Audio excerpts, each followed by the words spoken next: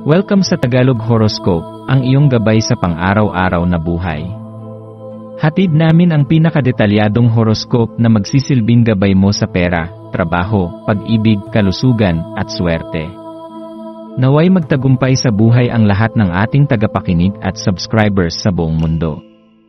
Maraming salamat sa pag-subscribe at tanggapin ang siksik, liglig, at umaapaw na biyayang hatid ng Tagalog Horoscope. Narito ang iyong pang-araw-araw na horoscope para sa Aquarius.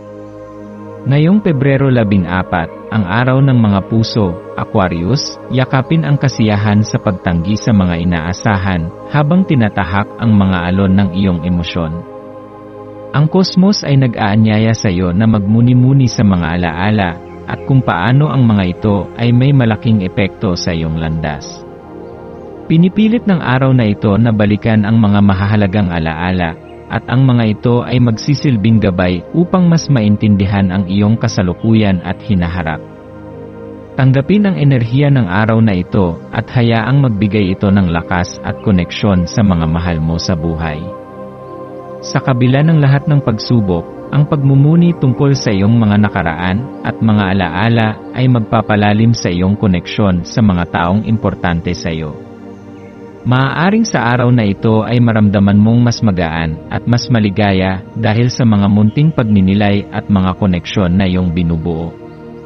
Pagninilay sa pagkonekta sa iyong emosyon. Habang ikaw ay tinatanggap ang iyong mga alaala, Aquarius, may pagkakataon kang magsagawa ng mas malalim na pagmumuni-muni sa iyong sariling emosyonal na kalagayan. Sa araw ng mga puso, hindi lamang ito tungkol sa romantikong pagmamahal, kundi pati na rin sa iyong mga personal na relasyon at pagmamahal sa iyong sarili.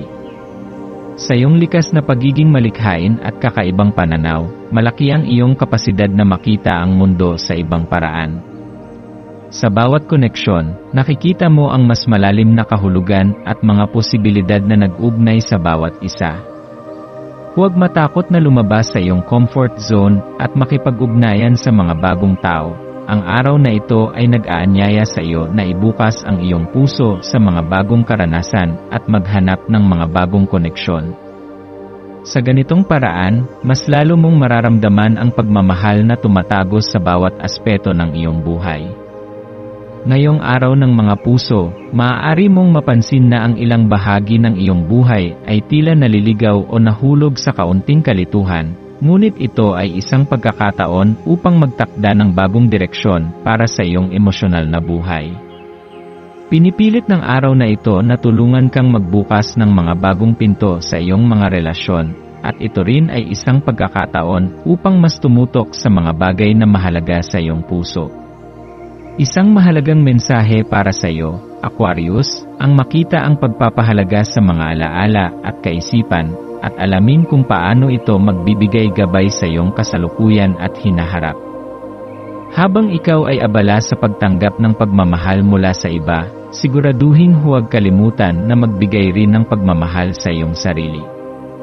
Sa pamamagitan ng pagmamahal sa sarili, ikaw ay magiging mas bukas at handang magbigay ng mas higit pa sa mga taong nagmamahal sa iyo. Pag-aayos ng buhay at emosyonal na paglinis. Habang ang buwan ay nasa Virgo, Aquarius, mararamdaman mong ang isang malakas na pagnanais na ayusin ang mga kalat sa iyong buhay.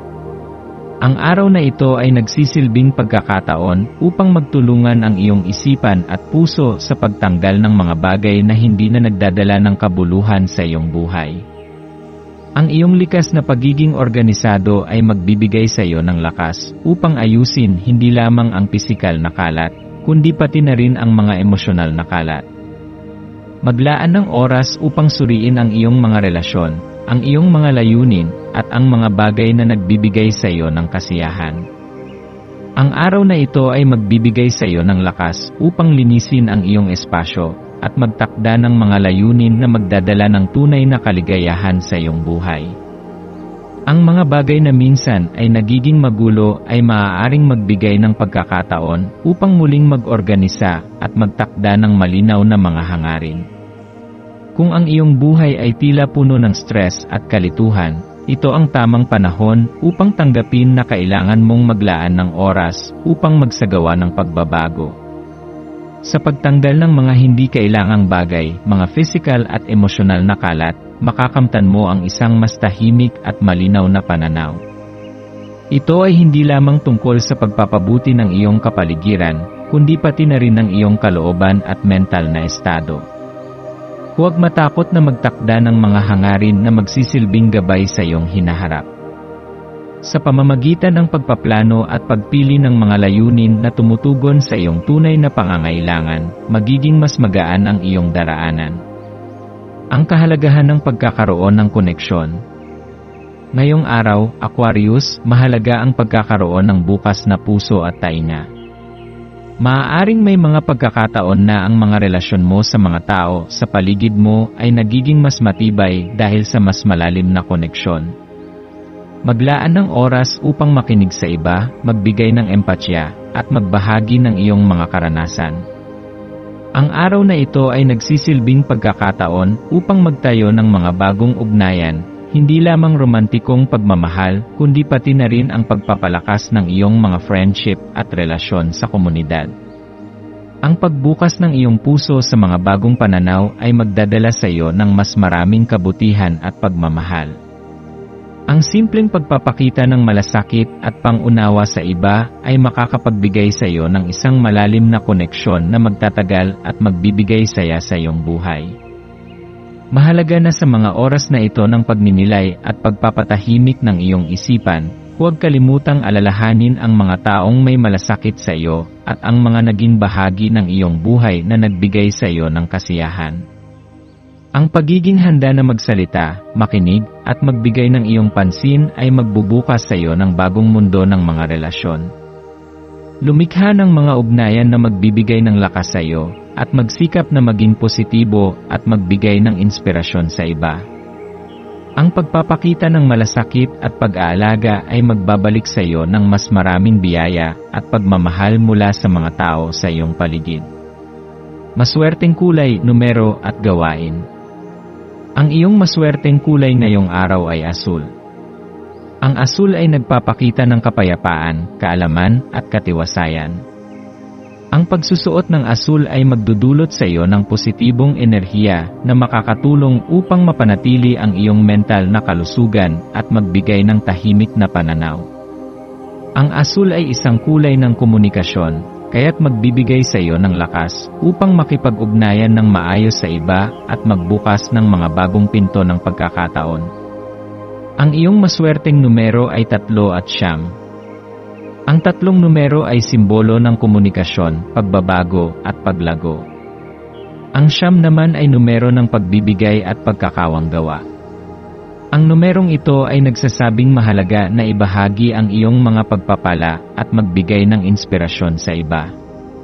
Ang kombinasyong ito ay magbibigay ng lakas upang magtagumpay ka hindi lamang sa iyong mga layunin, kundi pati na rin sa pagpapalawak ng iyong mga ugnayan at koneksyon sa komunidad. Ang iyong maswerteng gawain ngayong araw ay paglilinis at pagpaplano ng mga bagong hakbang sa buhay. Ang araw na ito ay isang magandang pagkakataon upang magtakda ng mga plano para sa iyong mga pangarap at layunin. Maglaan ng oras upang isulat ang iyong mga layunin at mga hakbang na nais mong gawin upang makarating sa tagumpay.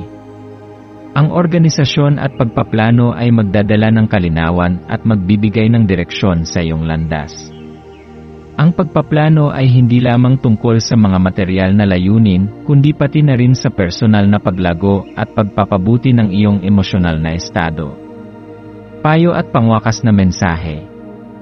Ngayong Pebrero 14, Aquarius, maglaan ng oras upang pahalagahan ang mga maliliit na bagay sa buhay at pahalagahan ang mga ugnayan na nagbibigay ng kasiyahan at pagmamahal.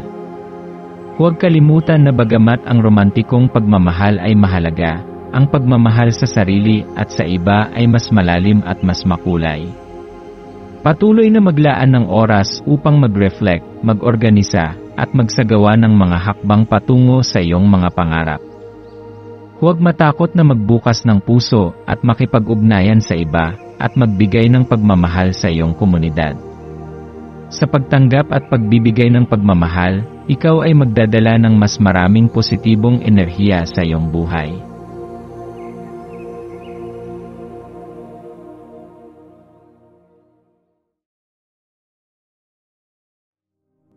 Tayo ay magkaroon ng kaunting sandali upang ipagdasal ang lahat ng mga dalangin ng ating mga subscribers, na sana'y matamo nila ang kanilang mga pinapangarap sa buhay, magandang trabaho, mabuting kalusugan, payapa at masayang pamumuhay, at siksik, liglig at umaapaw na biyaya at kayamanan. Ipinagdarasal namin ng mataimtim ang lahat ng mga komento sa nakaraang video, at hinihiling namin, Panginoon, na pagpalain mo ang ating mga subscribers ng masayang buhay sa mundong ibabaw. Maraming salamat po. Maraming salamat sa panonood ng iyong horoscope ngayon araw. Naway gabayan ka ng mga bituin sa iyong landas. Huwag kalimutang mag-like, share, at subscribe para sa iba pang cosmic na kaalaman. Hanggang sa muli, manatiling konektado sa universo.